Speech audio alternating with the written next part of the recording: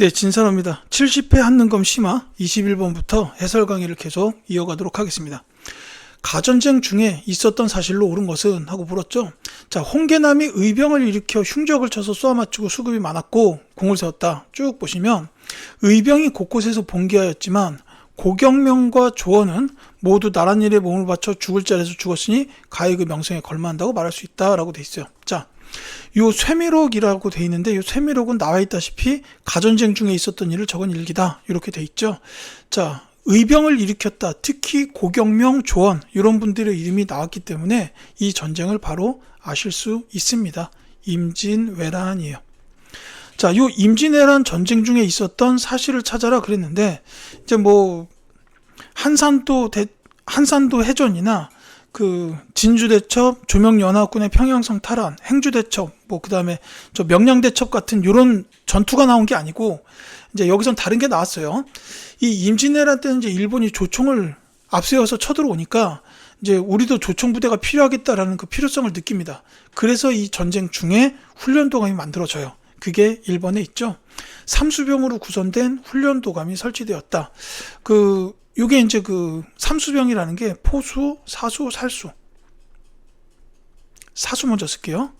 포수, 사수, 살수. 이렇게 세 부대로 편제됐다라고 보시면 되겠습니다. 이때 이제 뭐 그 전까지의 군사 체계는 이제 뭐 오위 체제라든지 아니면 지방은 진관 체제 이렇게 돼 있었는데 이제 이것만으로는 일본의 그 침략을 막을 수가 없다라고 생각이 들어서 이제 이때는 이제 군제가 좀 개편이 돼요. 이제 그러면서 훈련도감이 설치가 된 거고 직업군인 제도로 이렇게 만들어지게 됐다라는 거죠. 자, 왕이 도성을 떠나 남한산성으로 피란하였다. 이거는 병자호란입니다. 인조 때죠. 자, 송시열과 이완 등을 중심으로 북벌이 추진되었다. 이거 효종 때입니다. 인조 바로 다음에 나오는 왕 효종이 이제 당시 지배 세력이었던 서인들은 청나라를 정벌해야 된다라고 이렇게 계속했고 이제 효종도 거기에 따랐다는 거죠. 자, 국방 문제를 논의하기 위하여 비변사가 신설되었다. 자, 요거는 중종 때입니다. 그 삼포회란. 이게 세종대왕 시기에 개해약조를 체결하면서 부산포, 제포, 영포, 세안구가 이제 열려요. 그래서 이제 일본하고 거기서 교역을 했는데 이제 중종 시기에 와가지고 여기서 일본이 난을 일으켰어요. 그게 삼포회란이고 명종 시기에도 똑같은 일이 벌어지는데 그건 을묘외변입니다. 그래서 그때는 비변사가 상설기구로 바뀌게 되죠. 자, 개해약조 체결 조금 전에 말씀드렸는데 세종대왕 시기라고 보시면 되겠습니다. 부산포, 제포, 영포 요 세안구를 개항했었다라고 보면 되죠. 자, 22번 갈게요. 가마에 대한 설명으로 적절하지 않은 것은 해가지고 물어봤네요. 자, 불교 문화유산이 숨쉬는 곳 산사를 찾아서 해가지고 자, 보은 법주사, 영주 부석사, 안동 봉정사, 합천의 인사, 순천 서남사까지 나와 있습니다. 자, 옳지 않은 걸 찾으라고 했습니다. 이제 보면은 이 가는 법주사예요. 부처의 일생을 그린 팔상도가 있다. 맞습니다. 이제 법주사의 팔상전이라는 건물이 있는데 이게 팔상도가 그려진 건물이다 이 뜻이죠. 이거 법주사 팔상전은 기억하셔야 되기 때문에 그걸 통해서 답을 찾을 수 있어요. 자, 그 다음에 영주 부석사가 난데 배을림 기둥의 주심포 양식으로 축조된 무량수전이 있다. 맞죠? 부석사 무량수전이라고 우리가 보통 부릅니다. 그래서 이게 배을림 기둥의 주심포 양식이다. 이건 꼭 기억하셔야 돼요.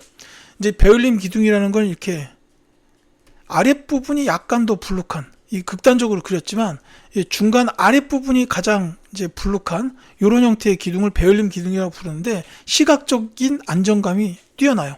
그리고 이제 주심포 양식이라는 거는 기둥과 포가 이제 하나씩 연결된 게 주심포 양식이고 기둥보다 포가 많은 경우 다포 양식이라고 부르죠.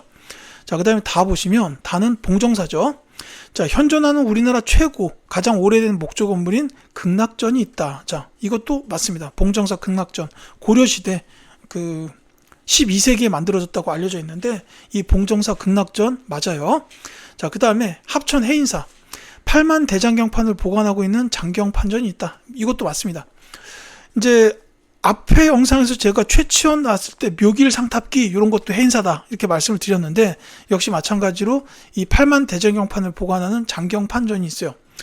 사실 저는 이 장경판전을 들어가 보고 싶었지만 당연히 이제 출입은 통제돼 있고, 다만 이 장경판전은 이 8만 대장경판을 보관하기 위해서 과학적인 원리를 이용해서 만든 건물이에요. 그래서 이 장경판전은 온도 습도 조절이 자연스럽게 된다는, 당시 고려시대의 과학기술을 알 수 있는 그런 건물이기도 합니다. 자, 저 순천 서남사인데 무구정강 대다란이경이 발견된 3층 석탑이 있다. 요 3층 석탑이 불국사 3층 석탑이에요. 그렇기 때문에 요거는 경주에 있는 불국사를 뜻한다라고 보셔야 됩니다. 여기서 말하는 3층 석탑, 이걸 이제 석가탑 혹은 무영탑이라고도 부르죠. 그 다음에 요 순천 서남사가 지금 마에 나와 있는데 요에 대한 설명은 없어서, 근데 이 서남사는 제가 그럼 문화유적 뭐 이런 것보다는 매화가 천연기념물로 지정된 그 매화가 서 있다 정도가 지금 기억이 납니다. 요 정도 말씀을 드릴게요. 자, 23번 가겠습니다. 밑줄 그은 제도에 대한 설명으로 옳은 것을 보기에서 고른 것은 하고 물어봤어요.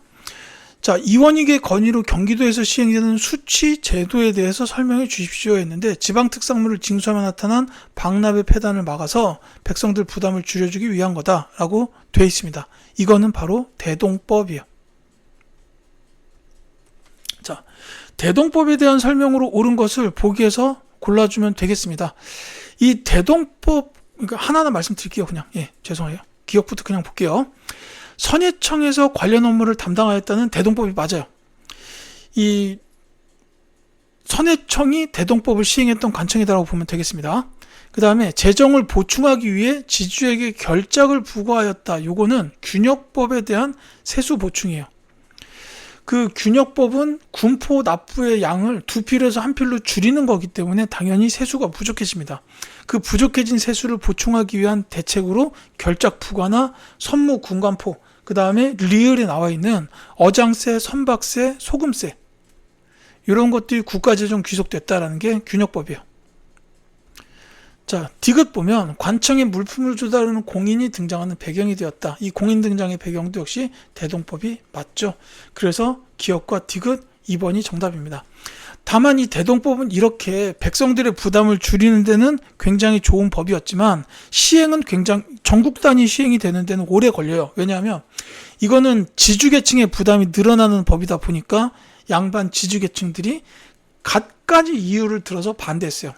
자기네 세금이 늘어나기 때문입니다. 뭐 이런 얘기는 할 수가 없겠지만 이런저런 핑계를 들어가면서 계속해서 반대를 했어요. 그러니까 이제 김육 같은 분이 이 대동법 시행에다가 아주 그냥 평생을 바쳤다. 뭐 이런 것들도 있습니다. 자, 24번 갈게요. 다음 시나리오에 등장하는 왕의 재위식에 있었던 사실로 옳은 것은, 자, 전하, 우리나라의 습속은 예로부터 신분에 따라 등용하는 것이 원칙이었습니다. 서얼들을 적자와 똑같이 대우한다면 서얼이 적자를 능멸하는 폐단이 열리게 될 겁니다. 자, 수많은 서얼들도 나의 신하인데 그들이 제자리를 얻지 못하고 포부도 펴지 못한다면 이 또한 과인에 허물릴 것이요. 규장각에 검서관을 두어 이덕무, 박제가, 유득공, 서희수를 등용하려는 내 결심은 변함이 없을 것이니 그리 알고 물러들 가시오 라고 했어요. 자, 그냥 바로 말씀드릴게요. 정조입니다. 규장각이라는 것도 키워드가 되겠지만 규장각 검소관으로 서얼학자들을 등용했다라는 게 또 정조 때 있었던 일이죠.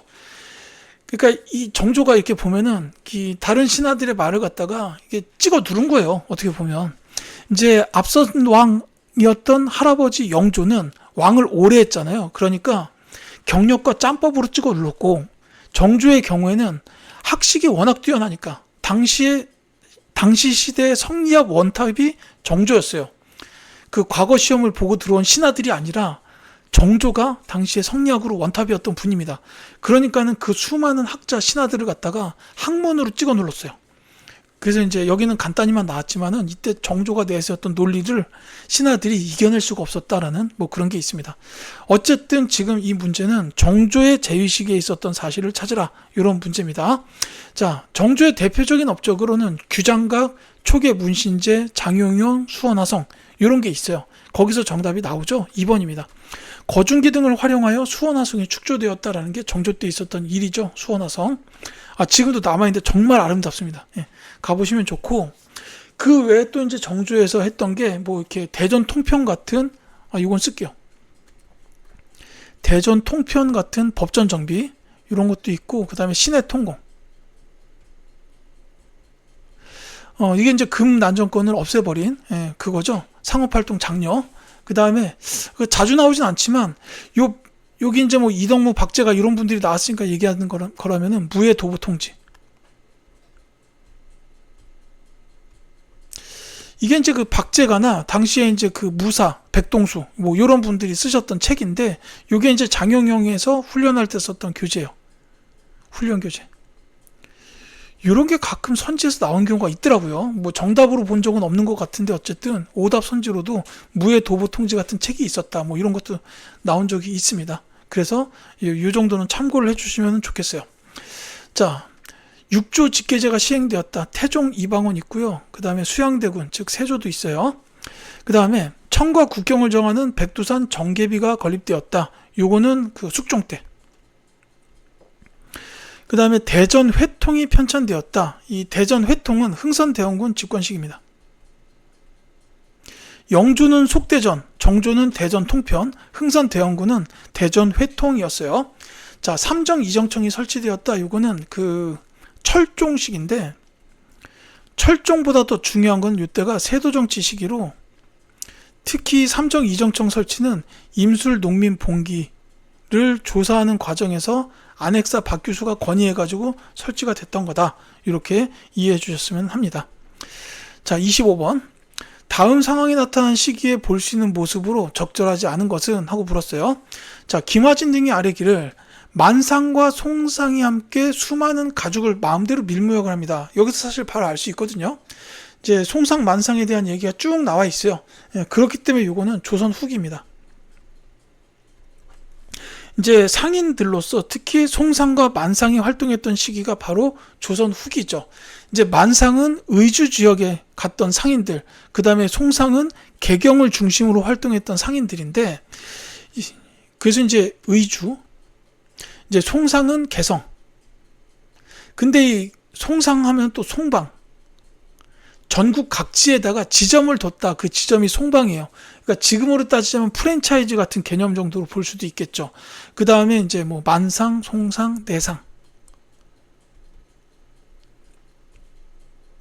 요 내상은 동래. 그러니까 지금의 부산 지역 일대죠. 거기서 활동했던 상인들. 그러니까 주로 일본하고 무역을 했겠죠. 그리고 경강상인. 여기서 말하는 경강이라는 게 그러니까 수도에 있는 강, 즉 한강 유역에서 활동했던 상인들을 뜻해요. 이제 이런 상인들이 있었다 정도로 말씀을 드릴게요. 자, 선지 보겠습니다.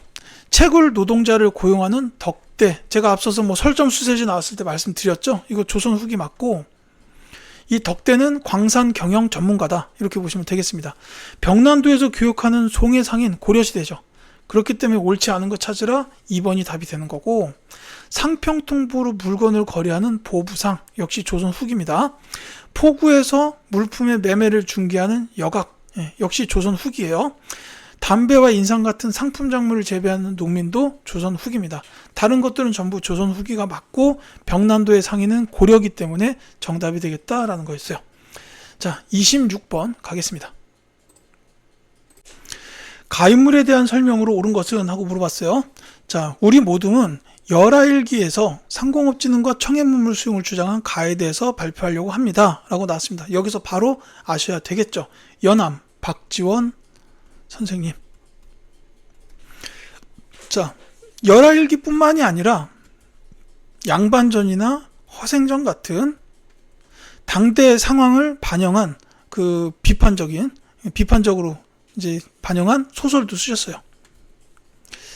이제 양반전의 경우에는 새롭게 신분을 얻는 양반들의 그 행태를 꼬집기도 했고, 그 다음에 허생전의 경우에는 이제 당시의 독점적 도매상인 도고에 대한 그런 활동도 써놨습니다. 그러면서 이제 시대를 좀 비판적으로 이렇게 바라보셨다라는 거죠. 자, 그래서 박지원 학자에 대한 설명을 찾으면 되겠습니다. 제가 말씀드린 게 그냥 정답이 나오죠. 양반전을 지어서 양반의 화려와 무능을 풍자하였다라는 겁니다. 이제 뭐 새롭게 양반이 된 사람들을 풍자했다라기보다는 기존 양반들의 무능을 풍자한 거예요. 그러니까 새로 양반이 되려는 사람이 이제 한 양반을 찾아가서 뭐 어떻게 하면 되겠냐 하니까 이런 걸 해라 그랬더니 난 그런 거 못 하겠다고 그냥 도망가 버리죠. 이게 이제 양반전인데 뭐 그렇게 해서 풍자를 했다라는 거죠. 자, 북한산 비가 진흥왕 순수빔을 고증하였다. 이거는 추사 김정희 선생입니다. 이 진흥왕 순수비의 고증뿐만이 아니라 그 추사체랑 세안도 요거 같이 기억해 두셔야 돼요. 추사체, 세안도. 자, 그 다음에 청으로부터 시연력을 도입하자고 건의하였다. 이분은 김육이에요. 이제 대동법의 확대 시행을 계속하여 추진하셨던 분이다라고 제가 아까 말씀드렸는데, 이제 한능검에 나오는 주요 내용은 시연력 도입에 대한 건의, 이게 많이 나옵니다. 그 다음에 우서에서 산업공상의 직업적 평등을 주장하였다. 이분은 유수원이라는 분이에요. 그 다음에 심리마다 눈금을 표시한 대동 여지도를 완성하였다. 이거는 고산자 김정호 선생님이죠. 지금 지도랑도 크게 다르지 않은 그런 정확한 지도를 만들어내셨다. 놀라워요. 자, 27번 가겠습니다. 가인물의 작품으로 옳은 것은? 하고 물어봤습니다. 자, 이 작품은 조선 후기 대표적 풍속화가인 단원, 가가 나귀를 타고 유람하는 나그네 시점으로 그린 행려 풍속 도병이래요. 자, 계절에 따라 변해가는 산수와 대장간, 나루터 등 이제 세상살이 모습이 생동감 있게 표현되어 있다. 자, 그림 위폭에는 스승인 강세왕의 그림평이 적혀 있다라고 돼 있어요. 여기서 알 수 있는 키워드는 단원이라는 호입니다. 김홍도예요. 자, 단원 김홍도 화백의 작품을 찾아라는 건데, 이제 김홍도라는 거를 알기가 살짝 어려울 수는 있지만 만약에 알았다면 정답은 바로 나와야 됩니다. 이 김홍도 화백의 그 풍속화 작품 세계는 대부분 이제 서민들의 일상에 관련된 내용을 많이 그렸어요. 그래서 정답이 뭐냐면은 헷갈릴 수 있지만 정답은 1번 이 김홍도의 씨름도. 이게 이제 김홍도 화백의 씨름도입니다. 이제 씨름뿐만이 아니라 뭐 서당도도 있어요. 이제 서당에서 공부하는 모습을 묘사한 서당도나 그 다음에 타작, 요것도 있습니다. 자, 그 다음에 다른 작품들도 전부 중요하니까 다 말씀드려야 됩니다. 자, 2번은 조선 후기의 대표적인 그 진경 산수화 화가였던 겸재정선, 이분의 대표작 금강전도예요. 자, 그 다음에 이 3번에 나온 작품은 김득신이라는 분이 그리신 파적도. 자, 그 다음에 4번은 이제 이 김홍도 화백과 거의 뭐 제작격이라고 보면 돼요. 그 신윤복 화백의 대표작 월하정인. 달빛 아래서 사랑을 나누는 남녀라는 거죠.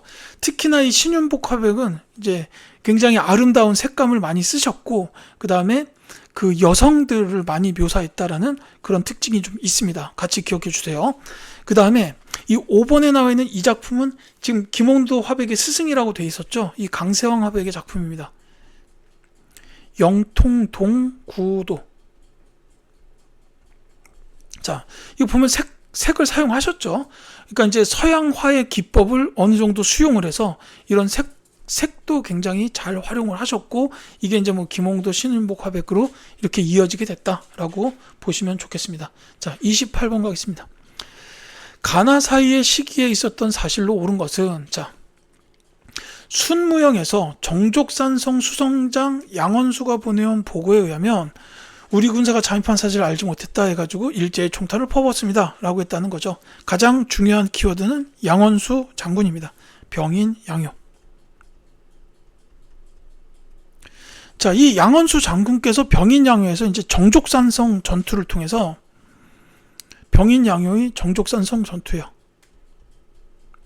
이걸 통해서 이제 그 프랑스 군대를 이겨냈죠. 그 다음에 나보시면, 자, 강화 집무사 정기원이 치기에 미국 배가 다시 항구로 들어와서 광성진을 습격하여 함락하였는데 중군 어재현이 힘껏 싸우다가 목숨을 바쳤고 사망한 군사가 많습니다. 이렇게 되어 있습니다. 적병은 초지포 부근에 주둔하였다라고 했죠. 퇴각시켰다. 자, 신미양요입니다. 자, 어지연 장군 나왔죠. 이 광성진까지 나왔습니다. 광성보 전투. 보통 이렇게 우리가 기억을 하죠. 어지연 장군, 양원수 장군, 이제 각각이 뭐 신미양유, 병인양유의 대표적인 이제 장군 분이시다. 이렇게 기억해 주셨으면 좋겠습니다. 어쨌든 요거는 그래서 그 병인양요랑 신미양요 사이에 있었던 사실이다. 이걸 찾으면 되겠는데, 이거는 흥선대원군 집권 시기에 그 서양과 관련된 그 뭐 통상수교 거부 관련된 그런 사건의 흐름들을 순서대로 기억해 줄 필요가 있겠어요. 이제 그걸 한 글자씩 띄어서 보통 말씀을 드리는 게 병, 재병, 오신척. 자, 요 병인 박해, 제너럴 셔모노 사건, 병인 양요, 오페르트의 남영군묘 도굴 시도 사건, 신미 양요, 척합이 건립, 이렇게 이어진다는 겁니다. 지금 병인 양요가 나왔고 신미 양요가 나왔으니까 그 사이에 있었던 일이다 그러면 오페르트의 남영군묘 도굴 시도 사건이 되는 겁니다. 그래서 정답이 2번이죠. 자, 다른 거 말씀을 드릴게요. 일본 군함 우뇨호가 영종도를 공격하였다. 이게 우뇨호 사건이죠. 그래서 이게 이제 강화도 조약의 배경이 됩니다. 척합의 건립보다 이후의 일이에요. 고종이 직접 정치하던 시기이기 때문에. 자, 그 다음에 마젠창과 멜렌도르프가 고문으로 파견되었다. 요거는 임진왜란 이후, 이모군란 이후예요. 임진왜란 왜 나오죠? 죄송해요. 이모군란 이후입니다.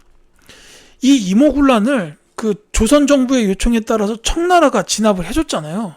그래가지고 이때부터 청나라의 내정 간섭이 심화됩니다. 한편으로 조총상민 수륙무역 장정이 맺어져서 청나라 상인들이 내지까지 들어와서 무역할 수 있게 되고, 정치적으로는 이렇게 그 내정 간섭이 심화되면서 고문들이 들어와가지고 정치를 관여하게 되죠. 자, 영국군이 러시아를 견제하기 위하여 거문도를 점령하였다. 이거는 갑신정변 이후입니다. 1885년이에요. 자, 황사영이 외국 군대 출병을 요청하는 백서를 작성하였다. 이제 일명 황사영 백서 사건이라고 부르는데, 순조시기. 이게 이제 신유 박해 직후에 있었던 그 관련 사건이에요. 이렇게 보시면 되겠습니다. 그러니까 세도정치 시기란 뜻이죠. 자, 29번. 가조약에 대한 설명으로 옳은 것은, 자, 미국에서 발행된 이 1883년 9월 29일자에 실린 보빙사의 사진이래요. 제가 영어는 잘 못해서요. 자, 정권 대신 민영익과 부 대신 홍영식 등으로 구성된 보빙사는 가체결로 미국 공사가 부임하자 담례로 파견되었다라고 되어 있습니다. 자, 보빙사가 나가게 된 계기가 된 조약이죠. 이거는 바로 이제 조미수호 통상 조약입니다.